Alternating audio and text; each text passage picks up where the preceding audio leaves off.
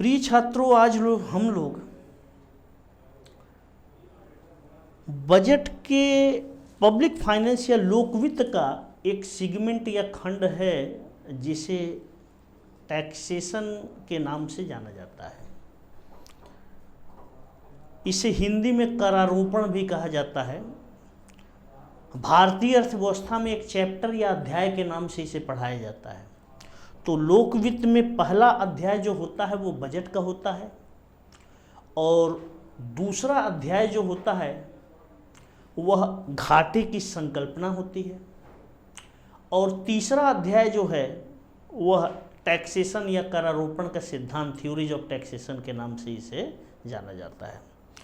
तो हम लोग इसी का आज अध्ययन करेंगे, करारोपण के बारे में। ये एक परिचयात्मक क्लास है, ये ध्यान रखने की चीज़ है।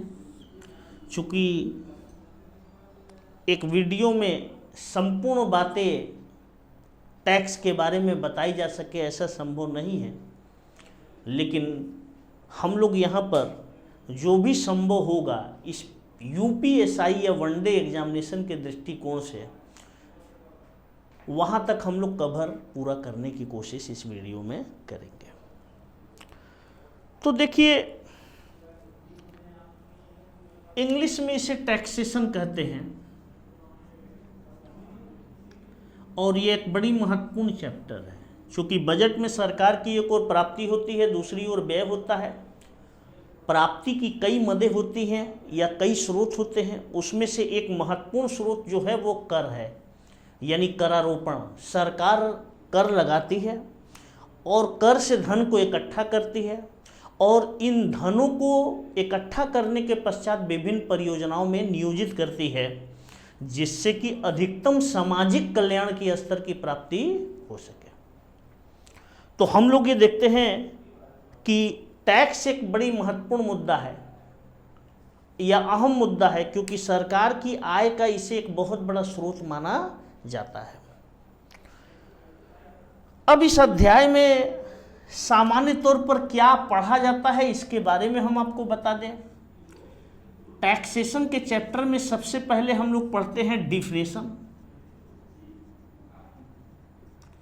यानी इसकी परिभाषा पढ़ते हैं।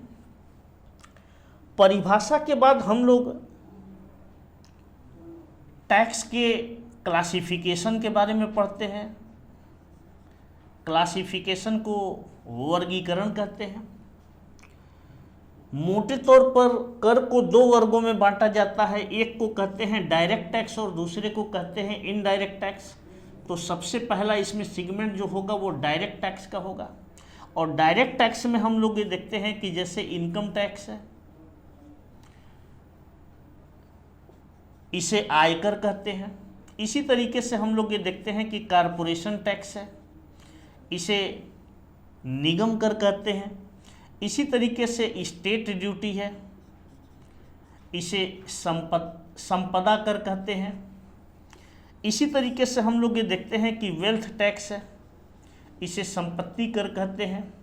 इसके अलावा गिफ्ट टैक्स है, इसे उपहार कर कहते हैं। इसी तरीके से हम लोग ये देखते हैं फ्रिंज बेनिफिट टैक्स है, एफबीटी के नाम से इसे जाना जाता है, इसे असामान्य लाभ कर कहते हैं। इसी तरीके से कैपिटल गेन टैक्स।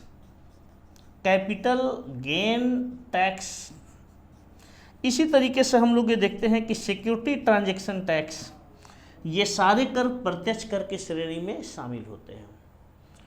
तो इस तरीके से डायरेक्ट टैक्स। इसके अलावा हम लोग ये देखते हैं कि डायरेक्ट टैक्स के बाद इस चैप्टर में जो होगा वह इनडायरेक्ट टैक्स शुरू होगा।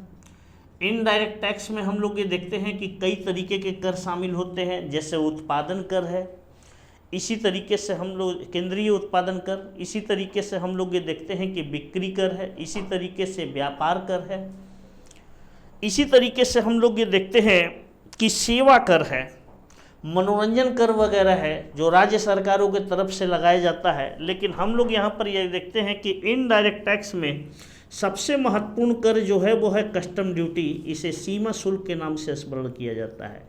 उसके बाद सेंट्रल एक्साइज ड्यूटी, केंद्रीय उत्पादन कर। इसके अलावा सर्विस टैक्स, सेवा कर, ये अप्रत्यक्ष कर के श्रेणी में महत्वपूर्ण कर है। इसके अलावा भी बहुत सारे कर हैं, इसके बारे में हम लोग चर्चा करते हैं। उसके बाद भारत में कर की व्यवस्था क्या है ये पढ़ा जाता है, यानी भारत में टैक्स स्ट्रक्चर कैसा है ये पढ़ते हैं। और टैक्स स्ट्रक्चर के बाद हम लोग टैक्स के ट्रेंड पढ़ते हैं। टैक्स के ट्रेंड में हम लोग कर की प्रवृत्ति के बारे में पढ़ते हैं। इसमें डेटा यानी इंडियन इकोनॉमी से रिलेटेड जो आंकड़े होते हैं उसे शामिल करते हैं। इस तरीके से कर का विभाजन वगैरह स्ट्रक्चर में हम पढ़ लेते हैं, जैसे वित्त आयोग वगैरह का एक्सप्लेनेशन करते हैं। एक कर का वर्गीकरण हम लोग ये देखते हैं कि कर के आधार पर किया जाता है, और इस वर्गीकरण को हम लोग आधार पर करते हैं। तो आधार पे जो कर किया जाता है कर का वर्गीकरण, उसमें प्रगतिशील कर है, इसी तरीके से अनुपातिक कर है, इसी तरीके से प्रतिगामी कर है, इसी तरीके से अधोगामी कर है। तो उनका भी हम लोग अध्ययन यहाँ पर करते हैं। तो टैक्स के बारे में पूरा सिलेबस अगर देखा जाए तो टैक्स के चैप्टर में इतना सारा चीज़ पढ़ना पड़ता है। तो हम लोग इस वीडियो में टैक्स की डिफिनेशन और इसके क्लासिफिकेशन करने के बाद डायरेक्ट टैक्स में जितने भी टैक्स है उसके बारे में चर्चा करेंगे, और इसमें इतना ही आ पाएगा। फिर आगे के वीडियो में या आगे के क्लासेज में हम लोग इस पर चर्चा करेंगे। तो सबसे पहला यहाँ पर सवाल ये उठता है कि टैक्स कहते किसे हैं, कर क्या है। देखिए, कर के बारे में और शास्त्रियों के मध्य मतभेद हैं, लेकिन हम एक बेहतर परिभाषा बताने की कोशिश करते हैं ताकि सामान्य अध्ययन के बच्चा के लिए एक ही परिभाषा हो और वही परिभाषा वो कहीं बता सके। तो कर के बारे में ये देखा जाता है कि कर का निर्धारण या तो व्यक्ति पर किया जाता है या वस्तु पर किया जाता है। तो कहीं ना कहीं कर का भुगतान कोई ना कोई व्यक्ति करता है, लेकिन कर के लिए एक सबसे महत्वपूर्ण चीज़ है कि कर का डिटर्मिनेशन या निर्धारण केवल कौन करती है, गवर्नमेंट करती है। यानी कर कभी भी कर निर्धारित अगर किया जाए तो गवर्नमेंट करती है। अब गवर्नमेंट आप जानते हैं कि इंडिया में जैसे 3 स्तर की सरकारें होती हैं, एक संघ सरकार, दूसरा राज्य सरकार और तीसरा नीचे स्थानीय सरकारें होती हैं। इसका मतलब है कि कभी भी कर का निर्धारण जो किया जाता है वो गवर्नमेंट या सरकार द्वारा ही किया जाता है। और जब कर का निर्धारण कर दिया जाता है तो ये देखा जाता है कि व्यक्ति बाध्य हो जाता है कि वह उसका भुगतान करे ही करे, क्योंकि ये कानूनन होता है। यानी सरकार कर जब लगाती है तो एक कानून बना देती है और व्यक्ति के साथ व्यक्ति इस कानून से बंध जाता है, इसलिए इसमें अनिवार्यता की पुट होती है। इसलिए ये कहा जाता है कि टैक्स एक कंपलसरी पेमेंट है। एक कंपलसरी पेमेंट यानी इसे कहा जाता है कि एक अनिवार्य भुगतान है। अब देखिए, कर अगर हमारे ऊपर जैसे मान लेते हैं सरकार ने लगा दिया तो हमें यह अनिवार्य है कि हम इस कर का भुगतान करें, यानी ये कंपलसरी पेमेंट है। हमारे पास कोई ऑप्शन या चांस नहीं है कि हम इसका भुगतान न करें। अब जब कर हम भुगतान करते हैं तो सरकार बदले में हमें कोई वस्तु या सेवा नहीं देती है। यानी कहने का यहाँ पर अर्थ यह है कि जैसे मार्केट में हम जाते हैं, 20 रुपये अगर देते हैं तो बदले में हमें समोसा या गुलाब जामुन मिल जाता है, उसे खाते हैं, हमें संतुष्टि मिलती है। लेकिन अगर यही कर के रूप में राशि हम सरकार को दें तो ऐसी कंडीशन में सरकार उसके बदले में हमें कोई पैसा, उसके बदले में कोई वस्तु या सेवा हमें प्रदान नहीं करती है। इसका मतलब है कि यूटिलिटी की प्राप्ति या उपयोगिता की प्राप्ति, यानी ये भुगतान तो है अनिवार्य भुगतान, लेकिन इस भुगतान से कोई संतुष्टि की प्राप्ति नहीं होती है। नो यूटिलिटी आप कह सकते हैं, कोई यूटिलिटी या उपयोगिता या संतुष्टि की प्राप्ति नहीं होती है। तो कर के बारे में कहा जाता है कि कर एक अनिवार्य भुगतान है। कर एक अनिवार्य भुगतान है जिसका निर्धारण सरकार करती है और इसके भुगतान से व्यक्ति को संतुष्टि की प्राप्ति नहीं होती है। एक बार फिर से, कर एक अनिवार्य भुगतान है जिसका निर्धारण सरकार करती है और इसके भुगतान से व्यक्ति यानी भुगतान करने वाले व्यक्ति को किसी भी प्रकार की कोई संतुष्टि की प्राप्ति नहीं होती है। तो इस तरीके से ये कर की एक बेहतर परिभाषा है, ये फिंडले सिराज ने दिया है। तो हम एक बार फिर से आपको तीसरी बार भी बता देते हैं कि कर एक अनिवार्य भुगतान है जिसका निर्धारण सरकार करती है और इसके भुगतान से व्यक्ति को कोई संतुष्टि की प्राप्ति नहीं होती है। यह कर की अभी तक की सबसे बेहतर परिभाषा है। अब देखिए, कर केवल आय का स्रोत है ऐसा नहीं है, बल्कि हम लोग ये देखते हैं कि कर सरकार की आय का तो एक स्रोत है ही, ये तय है, लेकिन यह भी देखा जाता है कि कर के सहायता से सरकार अर्थव्यवस्था को प्रबंधित या नियमित कर सकती है। प्रबंधित या नियमित करने का मतलब यानी अर्थव्यवस्था में कर के सहायता से सरकार बचत को बढ़ा सकती है, इसी तरीके से निवेश को प्रमोट कर सकती है या निवेश को डिमोट भी कर सकती है। इसी तरीके से हम लोग ये देखते हैं कि पूर्ण रोजगार के स्तर को भी इससे प्राप्त कर सकती है, उत्पादन को इसके माध्यम से घटा और बढ़ा भी सकती है। कर के बारे में एक चीज हम आपको बता दें कि कर राजकोषीय नीति का एक यंत्र या मैकेनिज्म है और इसके सहायता से अर्थव्यवस्था को सरकार नियमित या नियंत्रित कर लेती है और इसके सहायता से सरकार बचत की दर को बढ़ा या घटा सकती है, निवेश की दर को बढ़ा या घटा सकती है, उत्पादन की मात्रा को बढ़ा या घटा सकती है। इसी तरीके से हम लोग ये देखते हैं कि अन्य आर्थिक पैरामीटर को वो कहीं ना कहीं बदल सकती है। देश में असमानता को वो कम करने के लिए कर में बदलाव ला सकती है, देश में इन्फ्लेशन जैसी यानी प्राइस स्टेबिलिटी जैसे लक्ष्य को प्राप्त कर सकती है, यानी कीमत न तो बढ़े न तो घटे, इसके लिए सरकार कर के नीति में परिवर्तन कर सकती है। इसलिए कर केवल आय का स्रोत नहीं है, बल्कि यह राजकोषीय नीति का यंत्र है और इसके माध्यम से सरकार कुछ वांछित उद्देश्यों को प्राप्त कर सकती है।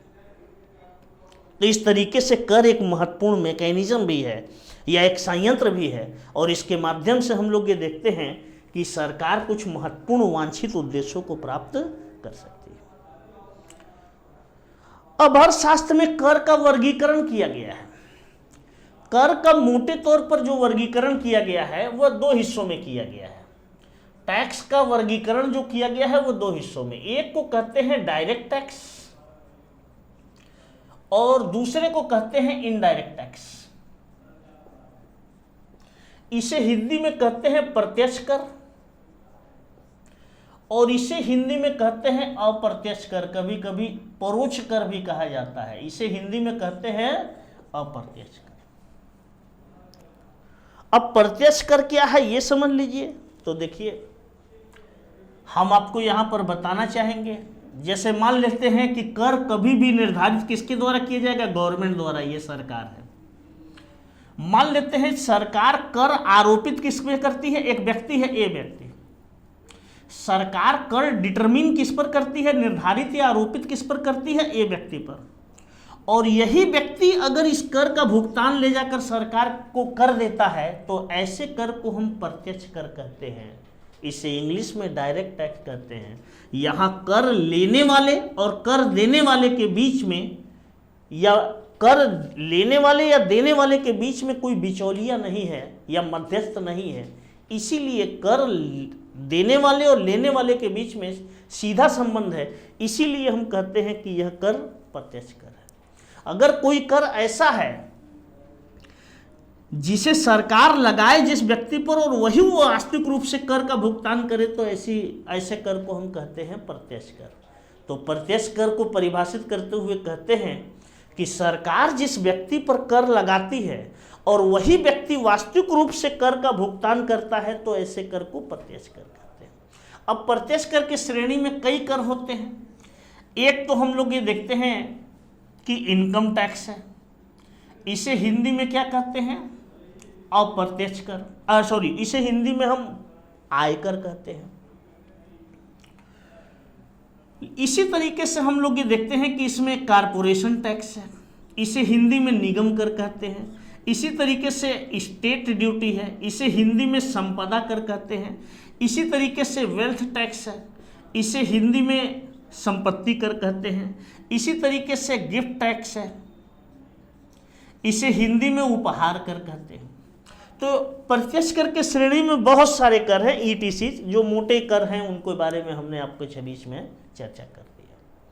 अब दूसरा कर जो है वो है अप्रत्यक्ष कर। अब सवाल यह है कि अप्रत्यक्ष कर किसे कहते हैं, तो देखिए प्रत्यक्ष और अप्रत्यक्ष कर में अंतर है। जरा से देखा जाए अप्रत्यक्ष कर किसे कहते हैं, तो देखिए हम लोग ये कहते हैं कि ये गवर्नमेंट है, गवर्नमेंट कर का निरूपण किस पर करती है, ए व्यक्ति पर, और ये व्यक्ति इस कर, चूंकि कर एक प्रकार का मौद्रिक बोझ होता है, एक नॉमिनल बर्डन होता है, हर व्यक्ति इस बोझ को दूसरे व्यक्ति पर टालने की कोशिश करता है।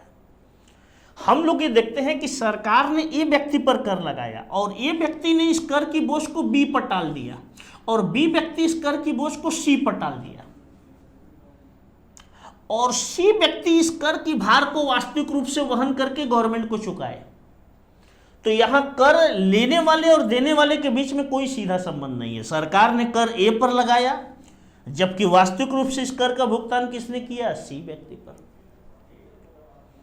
इस तरीके से अगर यह कर है तो ऐसे कर को हम अप्रत्यक्ष कर कहते हैं। जैसे मान लेते हैं एक साबुन, बट्टी या बिस्किट पैकेट बेचने वाला उत्पादक है।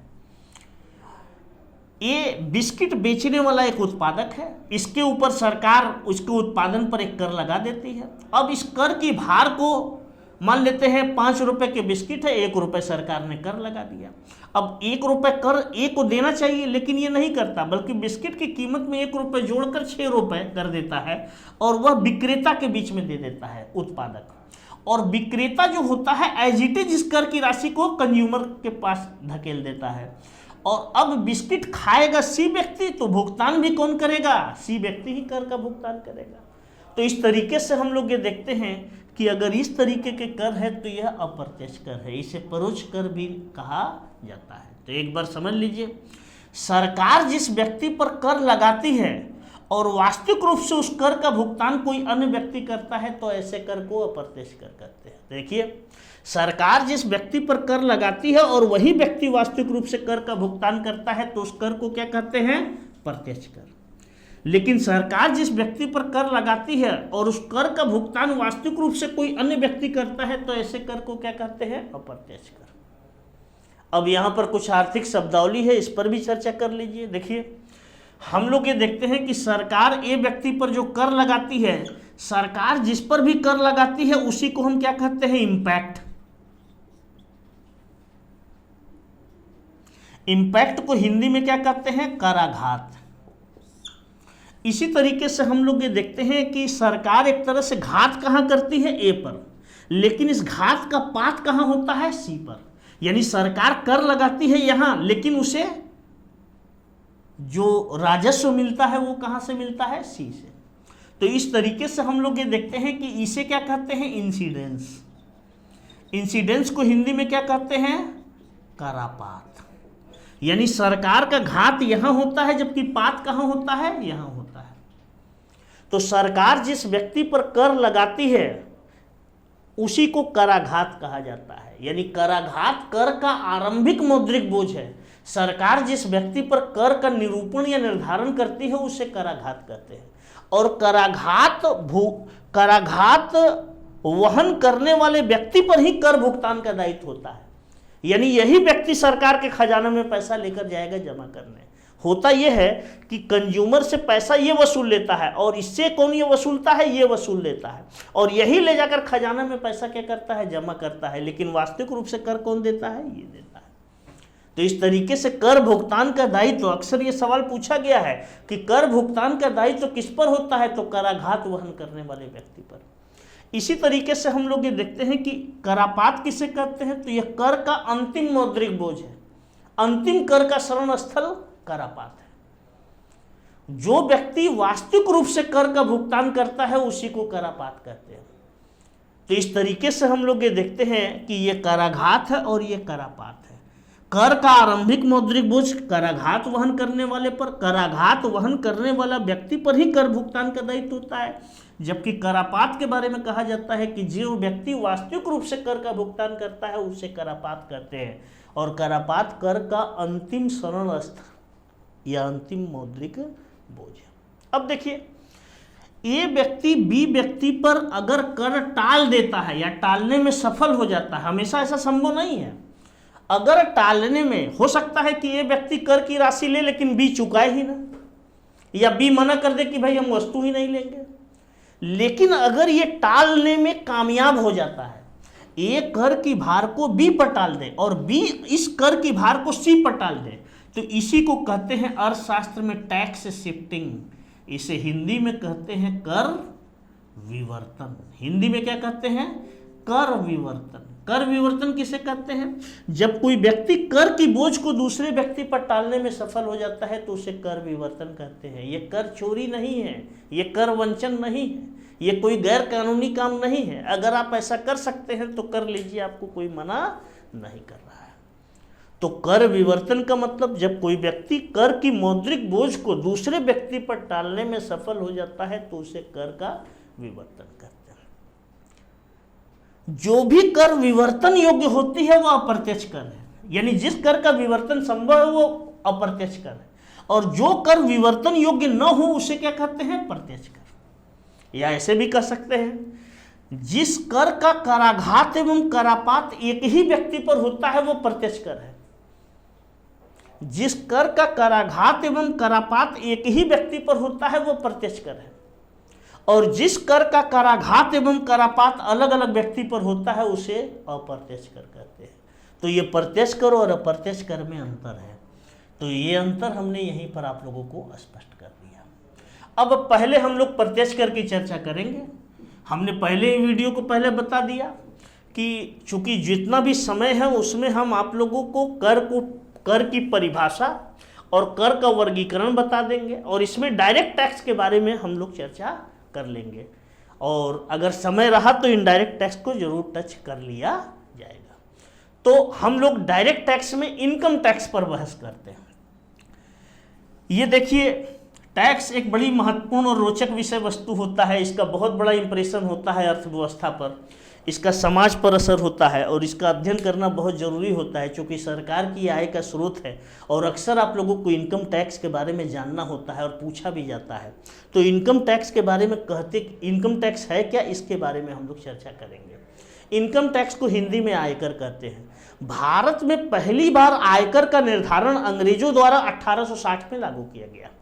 बाद में हम लोग ये देखते हैं कि 1892 में एक कानून बनाया गया जिसे आयकर अधिनियम कहते हैं, और उसके बाद 1961 में इसे संशोधित किया गया, और आज भी कमोबेश हम लोग ये देखते हैं कि यही अधिनियम से हमारे देश में आयकर प्रचालित होता है।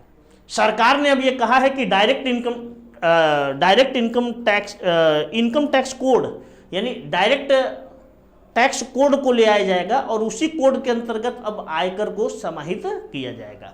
तो यहाँ पर हम लोग इनकम टैक्स के बारे में पहले चर्चा कर लेते हैं। तो भारत में सबसे पहले इनकम टैक्स का डिटर्मिनेशन कब किया गया?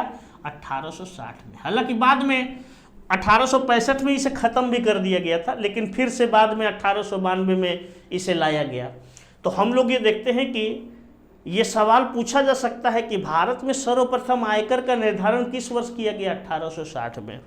किसने किया था? तो उस समय देश का पहला बजट बनाने वाला व्यक्ति जेम्स विल्सन था। उसी ने प्रस्तुत किया था बजट को, और उसी के द्वारा इनकम टैक्स को लागू किया गया था। अब आयकर किसे कहते हैं? तो देखिए, आयकर किसी भी व्यक्ति के वार्षिक आय पर, यानी एक वर्ष में व्यक्ति जो कमाता है। देखिए, आय और संपत्ति में अंतर होता है। आय का मतलब जो आप कमाते हैं, जो आपके पास रखा हुआ है वो आपकी संपत्ति या पूंजी है, लेकिन जो आप कमाते हैं वो आपकी क्या है? आय है। तो एक वर्ष में किसी व्यक्ति के वार्षिक आय पर सरकार जिस कर का निर्धारण करती है उसे हम इनकम टैक्स या आय कर कहते हैं। तो आयकर को डिफाइन करते हुए कहा जाता है कि एक वर्ष में किसी व्यक्ति के आय पर सरकार जिस कर का निर्धारण करती है उसे आयकर कहते हैं। हम लोग ये देखते हैं कि ये संयुक्त हिंदू परिवार पर लागू होता है। इसके अलावा हम लोग ये देखते हैं कि इंडिविजुअल लेवल पर भी यह लागू होता है। तो आयकर अधिनियम में इसके लिए पूरी व्यवस्था हमारे देश में कर रखी गई है। तो एक बार फिर से, किसी व्यक्ति के वार्षिक या सालाना आय पर सरकार जिस कर का निर्धारण करती है उसे आयकर कहते हैं। भारत में सर्वप्रथम आयकर का निर्धारण 1860 में किया गया। आज भी हमारे देश में सरकारी राजस्व का एक महत्वपूर्ण स्रोत जो है वो आयकर है।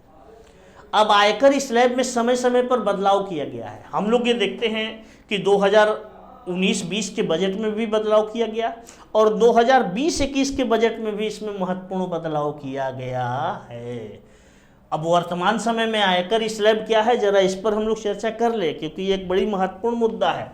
2020-21 के बजट में चूंकि कोविड का काल था और इस काल को ध्यान में रखते हुए सरकार किसी भी सूरत में हम लोग ये देखते हैं कि अपनी राजस्व को खोना नहीं चाहती है और सरकार ने इसे ज़्यादा विवेकपूर्ण बनाने की कोशिश किया है और ताकि राजस्व की प्राप्ति क्या हो सके, ज़्यादा से ज़्यादा हो सके। तो हम लोग ये देखते हैं कि आयकर स्लैब में सरकार ने ये तय किया है कि 0 रुपये से लेकर 2.5 लाख रुपए तक, यानी 0 रुपये से लेकर 2.5 लाख रुपए तक पर सरकार ने नील टैक्स, यानी इस पर कोई कर नहीं लागू किया है। अब देखिए, सामान्य व्यक्ति के लिए यही है, लेकिन इसमें वरिष्ठ नागरिक है और अति वरिष्ठ नागरिक है। वरिष्ठ नागरिक का मतलब 60 से 80 वर्ष की आयु, और अति वरिष्ठ नागरिक का मतलब 80 वर्ष से ऊपर के आयु के। तो इस तरीके से हम लोग ये देखते हैं कि नॉर्मल केस की हम बात कर रहे हैं तो 0 रुपये से लेकर 2.5 लाख रुपए तक जिसकी सालाना आय है उसे कोई कर का भुगतान नहीं करना पड़ता। इसके बाद हम लोग ये देखते हैं कि 2.5 लाख रुपए से 5 लाख रुपए तक वाले को टैक्स जो देना है 5%। 5 लाख रुपए से हम लोग ये देखते हैं कि 7.5 लाख रुपए तक जो टैक्स लागू किया गया है वो 10%, और 7.5 लाख रुपए से हम लोग ये देखते हैं कि 12.5 लाख रुपए पर जो टैक्स, इनकम टैक्स डिटरमिन किया गया है वह 15%, 12.5 लाख।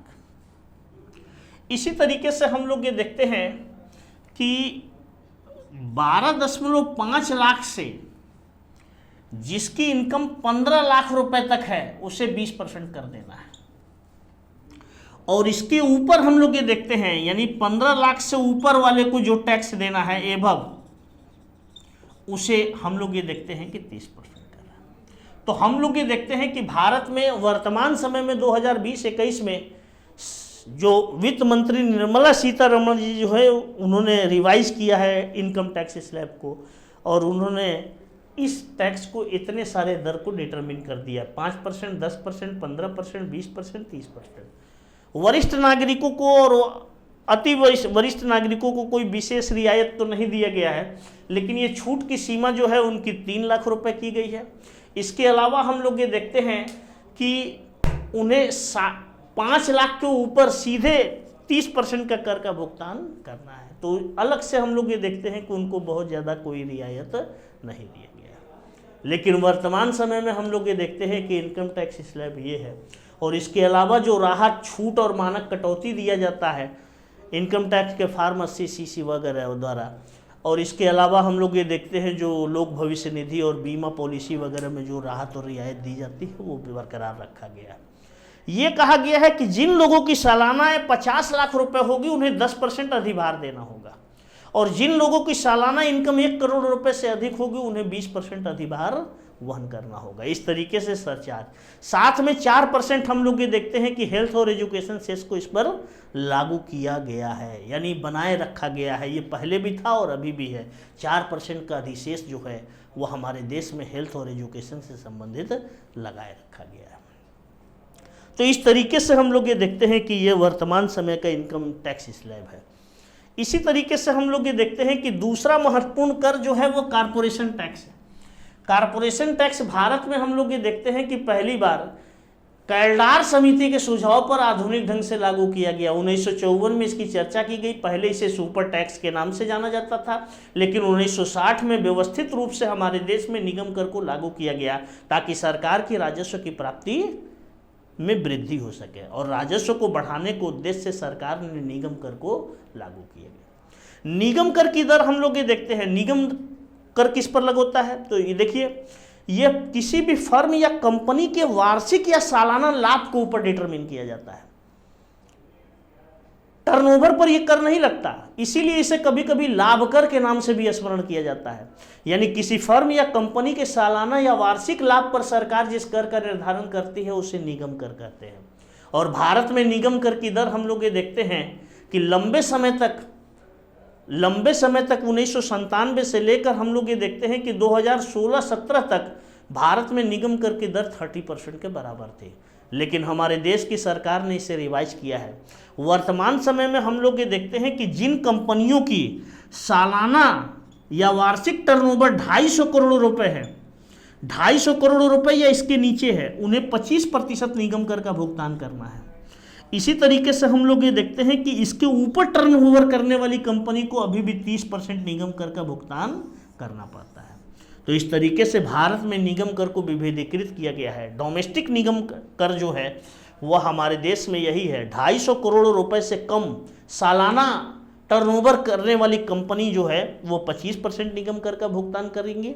और इसी तरीके से हम लोग ये देखते हैं कि इससे ऊपर जितना भी टर्नओवर करने वाली कंपनी है उन्हें निगम कर का भुगतान 30% के हिसाब से करना होगा। जबकि विदेशी निगमों को हम लोग ये देखते हैं कि 40% निगम कर का भुगतान करना पड़ता है। तो इस तरीके से हम लोग ये देखते हैं कि भारत में निगम कर एक महत्वपूर्ण कर है।